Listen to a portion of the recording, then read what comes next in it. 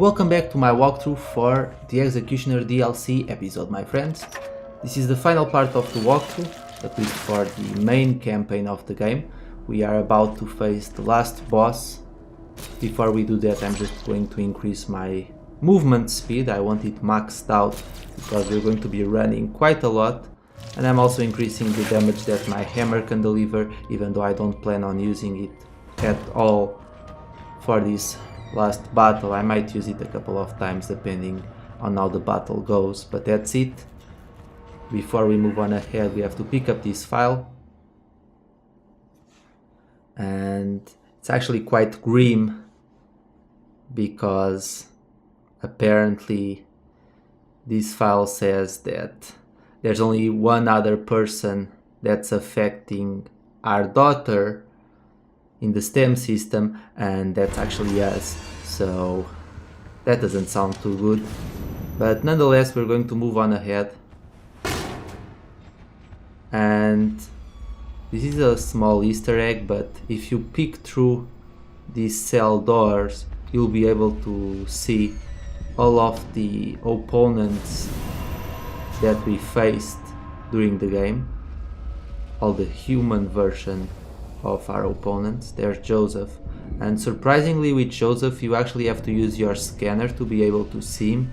I don't quite know what that means. Maybe it means that he's actually alive and he's not dead yet, but as far as the other opponents go, I believe they are all dead, and that's just their human forms. Like I said in New Game Plus, before we battle the last boss of the game, we can actually have a hidden boss battle against Sebastian, but I'll show that once I complete the main game. Like I said, the main objective of this walkthrough was to show you the location of all the collectibles, which we should be getting a trophy pretty soon, telling us that we got all of our daughter's letters, and also to obtain the Box of Steel trophy. And in order to obtain that trophy you can take any damage during the game. So this is the last diary piece. There we go. We gain a trophy. It's a bronze trophy, but nonetheless, if you follow my walkthrough you should get them all. To be honest, most of the collectibles here are very easy to find, so you shouldn't have too many problems. There might be one or another that might be a little bit more hard to find, but for the most part they're very easy to find. I'm just going to save my game here, and now I'm ready to head out to the final area.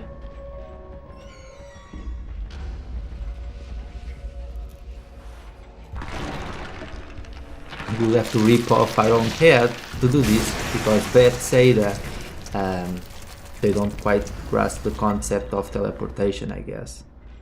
It's not the most convenient method to rip your own head to teleport, but it works. So we're going to move on ahead.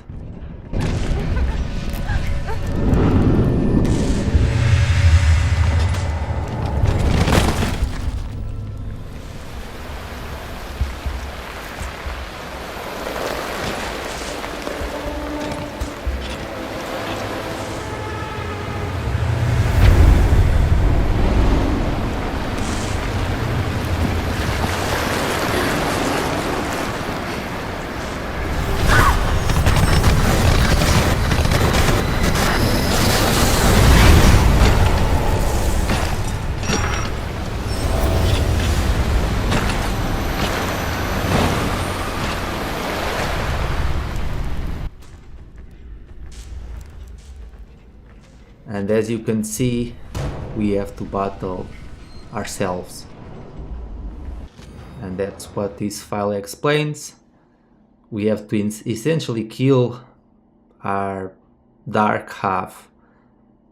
But if we do that, we also die in the process. So there's really a no-win situation here, but it's the only thing that we can do to save the Keeper's daughter. So, yep. Time to sacrifice ourselves. There's our daughter asleep. I'll get you out of here, sweetheart, don't you worry. Now, for this boss battle, it's not a good idea to charge head on against the Dark Keeper. You can, there's nothing stopping you, but his sword has a bigger range than your axe. So when you strike him, you need to immediately jump back, as I'm doing here. And if you do that, then you should be okay. However, keep in mind that you need to defeat the Keeper 3 times. And every time you defeat him, he comes back more aggressive. And he starts moving faster, and he has more dangerous moves. And I was lucky to dodge that attack there. What I'm going to try and do is put him right there in the center, wait for him to come after me, and I'll run around him and try and make the ceiling fall on him. Yep, he's gonna get caught. Like I said, you can damage and deplete all of his health bar, and then you can pick up his box head and throw it into the center of the traps and smash it that way, but it's actually harder. It's easier for you to lure him into the center of the traps and then trigger them, and hopefully he will get smashed. This trap, in my opinion, is the best one because you can stay here in the corner, have the wall to kind of protect you there. See? It works pretty well. All you need to make sure is that you jump to the side so that you don't get crushed as well. And since he will start coming, like running very fast at you, he will stop right in that area and you'll be able to smash him. But the fight isn't done yet. We need to strike him one more time here. And now we need to be very careful because if those arms catch us, it's an instant death attack. So we need to dodge them. So jump to the side here or run to the side. And now all that we need to do is keep using our memory scanner and run around the area until we find the Dark Keeper. So he's here somewhere, hiding from us. But I think that if you come into this fight with the idea of striking the Keeper, the Dark Keeper over and over, there he is, let's strike him. He won't move while he's hiding, so you don't need to worry. And now we need to smash him one more time before we can conclude this battle. So once again I'm going to try and lure him into one of these traps, and hopefully we'll catch him and we'll defeat him. If you're going for the Box of Steel achievement, I think this is the best method. I don't think it's a good idea to take him head on, especially on this last fight, because he's very aggressive here and he moves very fast. And he's not that stupid, so if he sees that the trap is about to fall, he actually doesn't move forward to avoid the trap. And if he's actually directly beneath the trap, he will try to run out of the way and come out and come at you and try to swing his sword at you. So you do need to be careful here. So that's why I'm playing it safe here. It would be a shame to take damage so close to the enemy.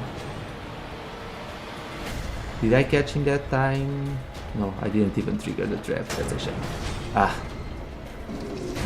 You know, I think I would have caught him if I had pressed X that last time. Let's see if I can catch him here though. He has to be caught sooner or later. Let's see. No, he wasn't caught either. The reason why I'm immediately running away is due to the fact that if he comes charging at me in a tight corner like that, I won't be able to dodge him and I'll take damage. And when he comes charging at you, he can do up to like 3 or 4 swings at the same time. So you lose a lot of health really fast. He's running, time to dodge. Let's try and catch him once again. Come on dude, just follow me. Where are you? I see a sword.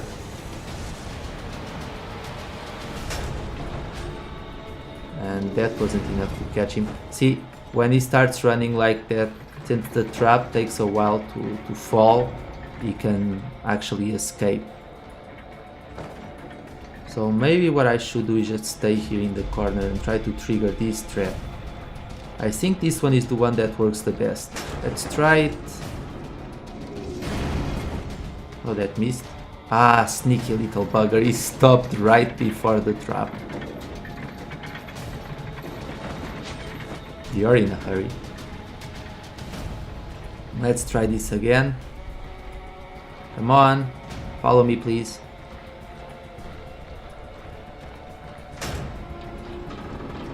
Just a little more, no.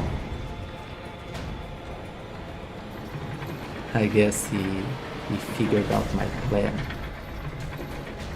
Now that I think about it, a good strategy to use it would probably be if I had actually stood underneath the trap and then just jumped to the side. I think if I had done that, or if I had jumped back just as I activated the trap, I think he would have been caught, but I might have taken damage. Like I said, his sword swing has a bigger range than our axe or hammer, so let's see here. I got him, and that takes care of the Dark Keeper. So now let's get our daughter out of here, and yes, unfortunately, this is our fate. So it's actually a pretty tragic ending.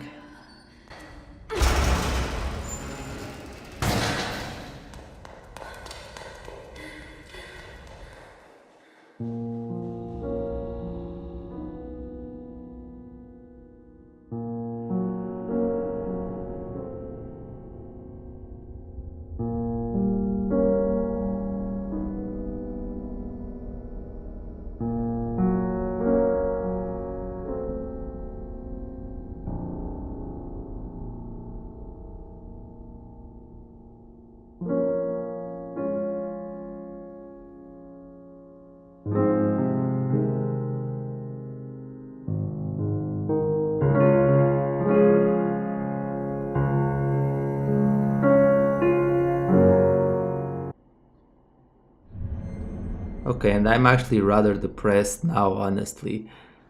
But that's the ending of this DLC.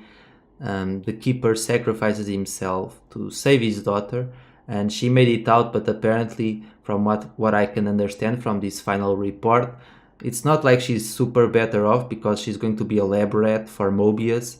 So her dad kind of sacrificed himself, but he didn't necessarily save his daughter from becoming a test subject. But nonetheless, this concludes the DLC, my friends.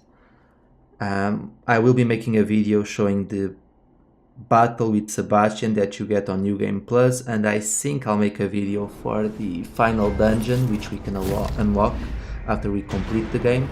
As you can see, we got the Box of Steel achievement and no deaths, and my total time is 44 minutes, and I get an A rank, which the best rank is S rank, it's not A. I think that's because of my time. I did take my time reading the files and so on, so that might have affected me, but nonetheless, in New Game Plus I'll get that problem solved. But I really hope that you found this walkthrough useful, my friends, and that it helps you to obtain the Box of Steel achievement, and it also helps you just complete the game.